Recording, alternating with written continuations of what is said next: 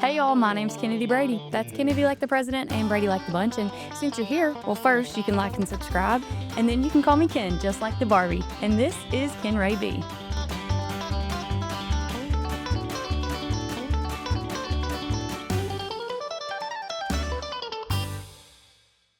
Today's episode is going to be something just a little bit different.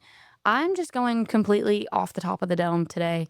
No scripts, no plan, really no story, if I'm being honest. I just had a really crazy week, like a crazy good week, but like a really, really crazy week last week. And I did not have the energy to, to like sit out and plan like the next script. Typically, like I use a script when I tell you guys Bible stories just because there's a lot of information and I don't want to miss anything or mess anything up when I'm telling you guys stuff about the Bible. Um, but life has been a little crazy and I honestly just wanted to like get on here and talk. I just wanted to be real with you guys. No script, no plan, no anything. Just me and my big mouth and my big hair talking. I do need to apologize. I know that my voice, I don't mean to seem like down. My voice is just very, very extremely tired. For the 4th of July, I got asked to sing um at a resort at an event that was like 5 hours long. And I practiced all day Friday and then practiced all day Saturday and then did the event Saturday. And it was literally the best time of my life. There's nothing that I love more than being able to sing. And I actually got to sing a few original songs and kind of talk about what I wrote and why I wrote it and then perform it, which was, there's literally no other feeling like it. All that being said, my voice is still in recovery mode. So that's a big reason that yes, this episode is going to be a little bit shorter, but that's why I sound like I do. That's why I sound like there's a frog in my throat. I used to do this thing on my Instagram where I would compile a bunch of photos that I took throughout the week, and then I would talk about in the caption like what I feel like God was showing me that week or what he was trying to teach me that week. And I've thought about bringing them back on my Instagram. I'm still not really sure if I'm going to do that or not, but I figured why not get on here and talk about it? Now, disclaimer, I'm in no way, shape, or form telling you to learn what I'm learning or feel convicted by what I'm feeling convicted by or believe what I believe. This is more so just like me kind of taking a break and really reflecting on what I think God has taught me the past like few weeks, maybe even few months. So that being said, low key might be a bit of a short episode today, but I have been thinking about making the episodes weekly instead of bi-weekly. So that would mean shorter episodes in general.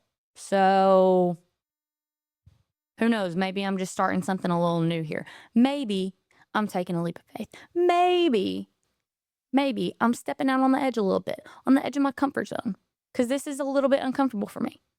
And I feel like I'm a pretty open person. And this still is like, I don't know what I'm about to say. I really don't know what's about to come out of my mouth, but oh well. Why not record it and post it on the internet? Duh. Okay. Anyway, I think one of the biggest things that I've learned recently is that asking for prayer does not make you weak, it makes you wise. I mentioned that I had a crazy week last week. What I didn't mention is that I've kind of had a crazy 3 weeks, maybe even 4 weeks. I've just had a lot of really big decisions to make.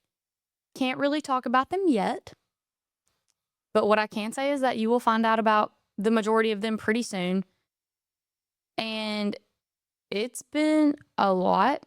It's decisions that I feel like would affect people in my life and are going to affect people in my life, people that I care about.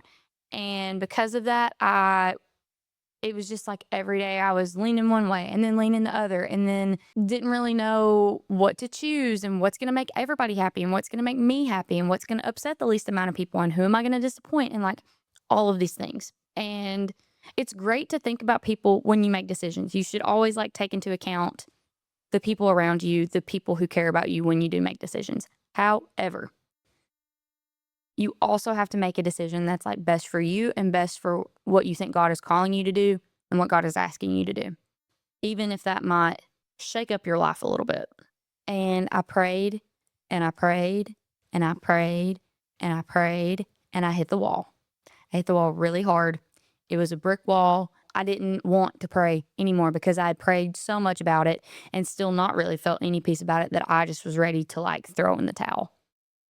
And my mom actually was like, you know, I think that you should ask some of your close friends and family to pray for you and pray that you make the best decision for yourself and make the best decision that honors God. And so that's what I did.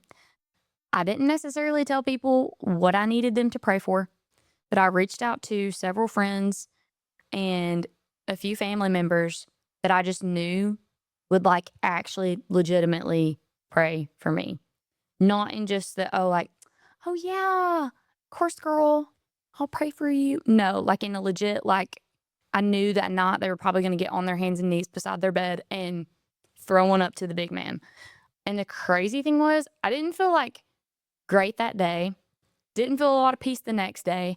But by the end of the week, all of those friends had checked in with me and I'd actually come to terms with like a decision that I felt peace about, a decision that I felt like honored God and honored the gifts that He's given me. But I'd be lying if I said that I actually wanted to ask people to pray for me. Because I think, in my brain at least, asking for prayer is like admitting that I need help with something, or admitting that I don't have something figured out, or admitting that I really don't have the control that I thought I did. And that is hard for me. But I did it. And I think what I learned through it is that it wasn't weak at all. It was actually really, really wise, because I don't think I could have made the decision had those people not have prayed for me and about the situation. Yeah, that's ate a big slice of humble pie. Thank you, Lord. Bless this food for the nourishment of my body and my body to your service. Another thing that I have kind of learned recently is that time, no matter in what capacity, spent with God is time well spent. Not gonna lie, I'm like 2 months, probably more like 3 months behind on my Bible reading plan. I know. I know. Listen, last year I was this far behind, except I didn't realize it until about a week before New Year's. And so I had to like scramble to get it done. At least I've realized this in July, when I have 6 months to catch up and make sure I finish on time. Okay. We have improved from last year. But anyway, I think sometimes when I get behind like this, I get really frustrated with myself that I can't keep a good schedule. And I get frustrated with myself because I feel like, it's such a tiny thing that I'm supposed to do every day. It's literally supposed to be like 15 or 20 minutes out of my day. And I can't seem to do it consistently or correctly. And I get really, really hard on myself to the point that I don't want to pick it back up, because I'm just going to have this load of work and feel like a disappointment. I'm getting way too honest here. The truth of the matter is, never once have, like even right now, like being that far behind, never once have I opened my Bible, read a day's worth of reading, or maybe 2, or maybe 3, and then sat back and reflected on my study and felt God be disappointed in me that I chose to spend time with Him. Never once have I felt like I've gone to pick up my Bible and God's been like, oh, great, Kennedy, you did 1 day's worth of reading. Only 99 more to go before you catch up. Please get your act together. What I've realized is that it's me who's frustrated with myself for that, not God. In fact, every time that I've even done like 1 day's worth of reading, even if I am 3 months behind, I've typically always felt very peaceful and very connected. Even if I'm reading something I was supposed to read 2 months ago, it somehow still hits just like it needs to hit in the present time. So, anyways, all that to say is that any time that you can spend in the Word is time well spent. If that's 12 hours a day, it's 12 hours a day. If it's 15 minutes a day, it's 15 minutes a day. It genuinely will never come back void because, I mean, honestly, sometimes I've gotten more from just like spending 10 minutes in the Word than I have spending 3 hours in the Word. And I will say, like, I know that there's the whole thing of like all good things come together for those who love the Lord.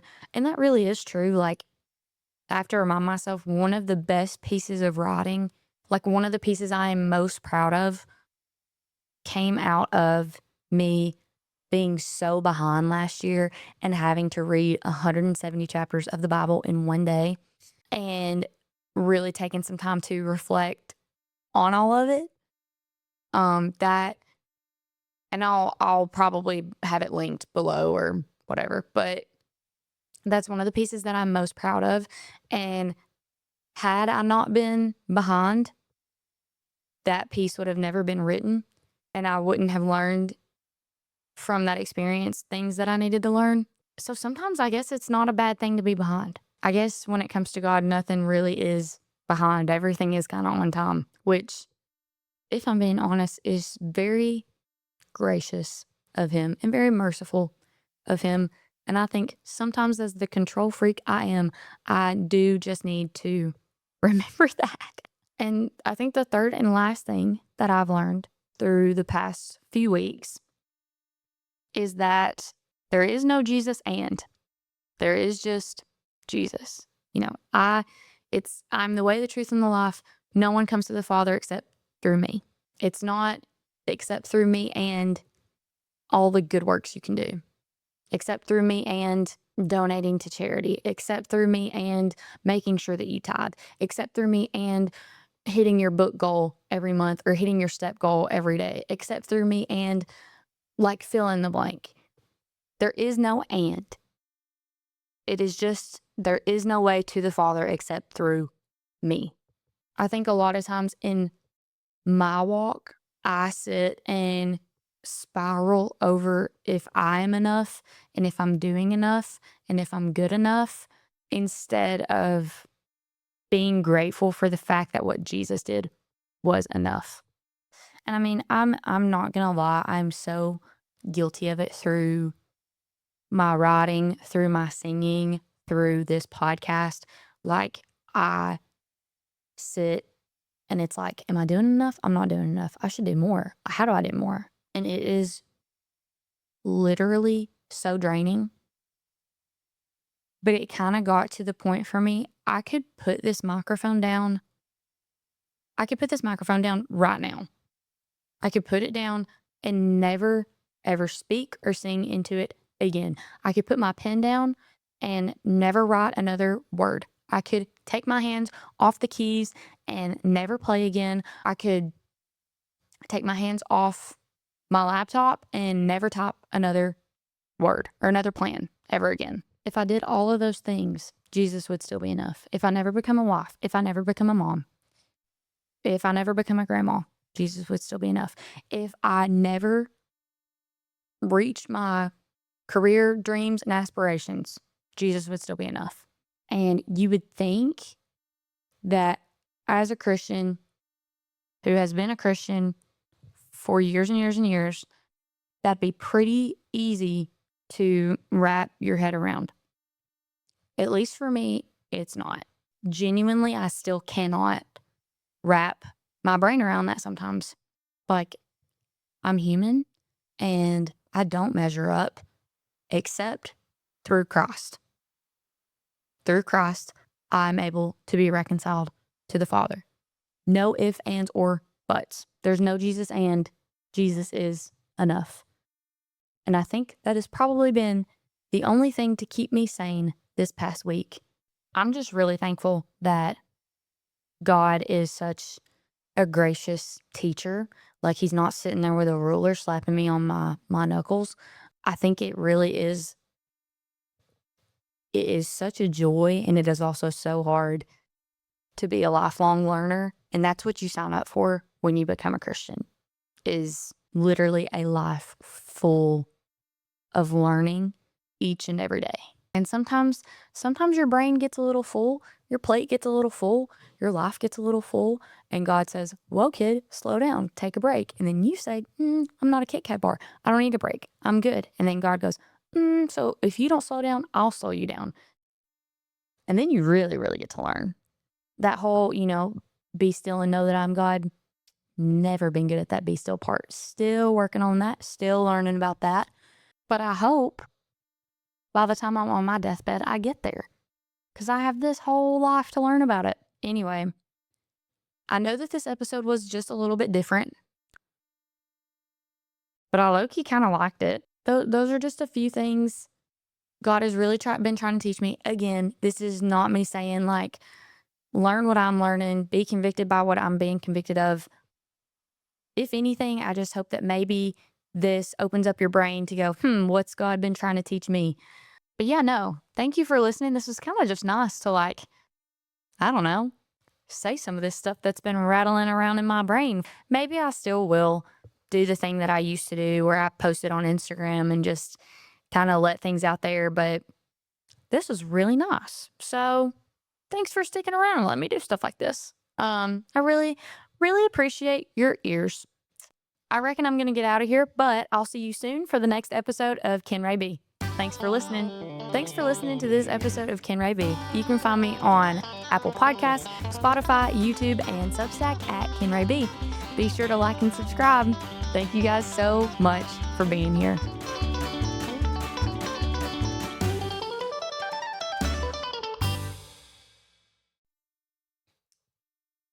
Of course, there's an ad in the back. How hard is it just to have a little tiny background that has some little tiny flowers on it? I don't want to see the Minion movie. I think it's demonic. Please hurry up. Am I going to have to go get the remote? Oh my gosh. 21 seconds?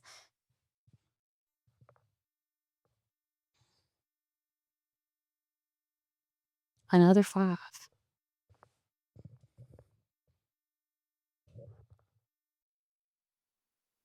One more time.